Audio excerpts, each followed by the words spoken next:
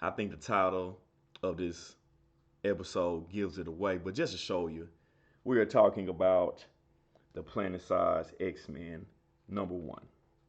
It just recently came out not too long ago. Honestly, if you weren't directly working on this comic or somewhat knew somebody working on this comic and you got wind up beforehand, I don't think nobody was ready for this when it first dropped. The mutants have went next level with this. You know, they got Krakoa, the mutant island. Then they got Arrako, or Arrako, the other mutant island as well. It's two mutant islands off in the Pacific, just strictly number mutants, unless you're invited there. Then we saw the whole asteroid M thing we seen before as well. But this takes the cake. The with Magneto leading it, the mutants have made Mars, or the planet formerly known as Mars, livable, or livable again. Exactly. So we start. It starts off with Magneto in front of his planet. Got different rocks surrounding him, floating around him, and then we see different mutants helping out, playing their part. And it's various Omega level mutants. We see Storm, Iceman, Monarch, Elixir, Vulcan, Hope Summers, Quinn Quire, Jean Grey. All are helping out. We get one panel where it's Hope Summers and Vulcan together having to open up Mars to get some molten rock or heat out the planet to help things get started. We see Iceman cooling it off. We see Storm controlling the elements to make everything what Magneto needs to do.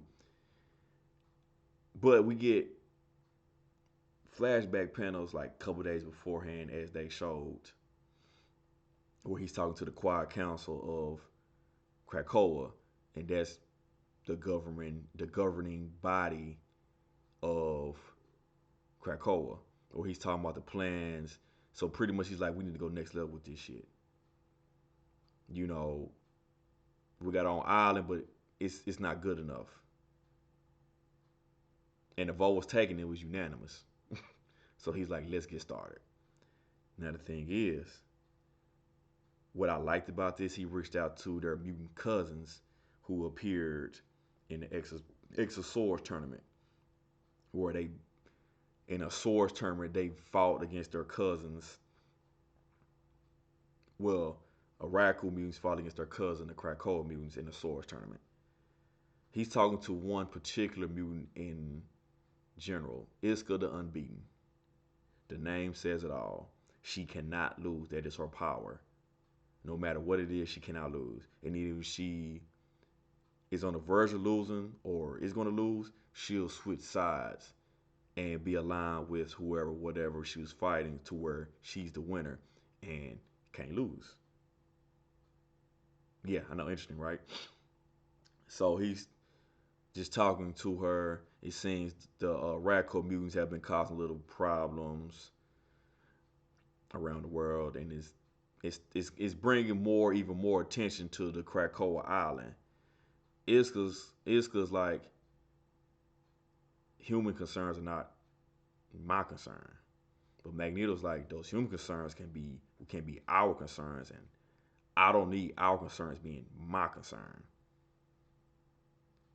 That kind of started it all, cause he like, now there's a million more mutants, if I'm not mistaken, from the issue that are on Earth now, because this Arrako island of mutants wasn't even visible or whatever could be found on Earth after this tournament.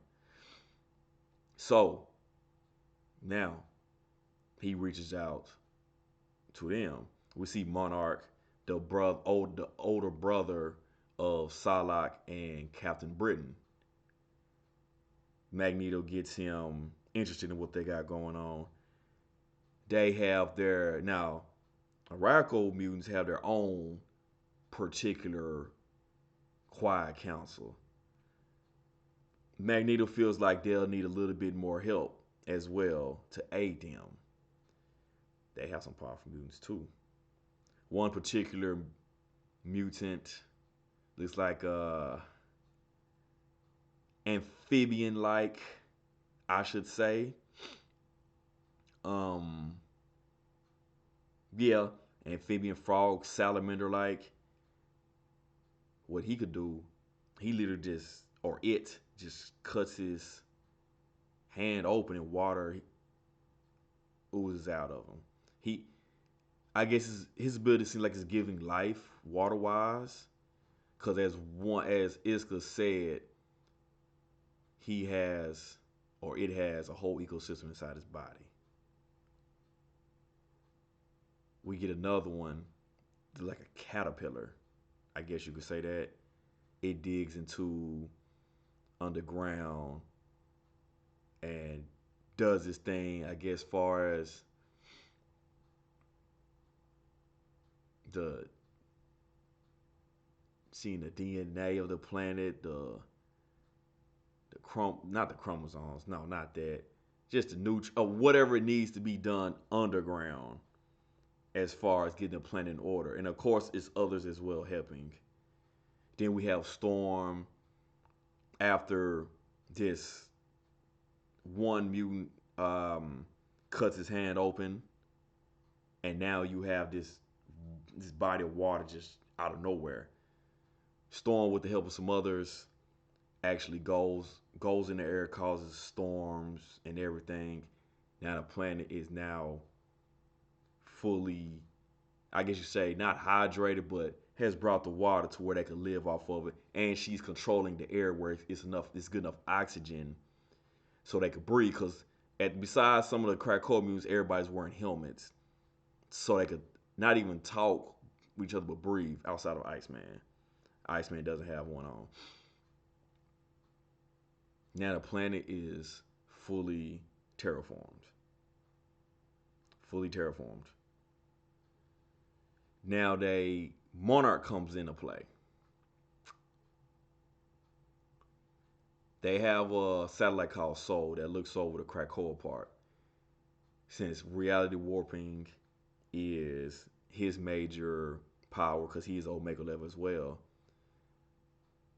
with Jean Grey and a few others, they aid Monarch, kind of, I guess, getting his mind to imagine what they need, and the basis for this other soul satellite comes out of his body, like he gave birth to it, and of course it got bigger, and then Magneto gets a hold of him, puts it into space. So now it's two satellites, one watching over Krakoa side, one watching over Arrako side, and of course they make a station to where no fighting is to be going on here.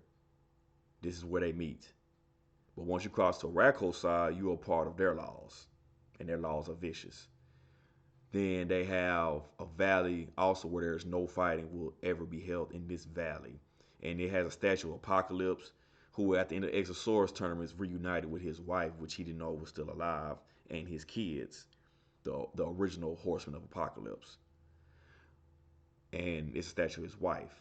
Kind of think if you were big in the Naruto watch episodes, how they had the first Hokage and the second Hokage in that valley where Naruto and Sasuke fought before. Think that. Just get a visual what it's like. Just get a visual what it's like. They create a landing pad because this is for intergalactic visitors. This would be where they will come to. I guess it's gonna be the capital of the solar system after they declared the planet. And the planet is called actually Arrako. So now they got everything in order. Now is getting those mutants there. They rig up the transporter to where you can actually get to Krakoa, and they make it to where they can transport the entire island, Krakoa and Arrako. That's over 1,000,000 plus mutants that have now just vanished off Earth. Now they're on planet Krakoa. I'm sorry, Arrako.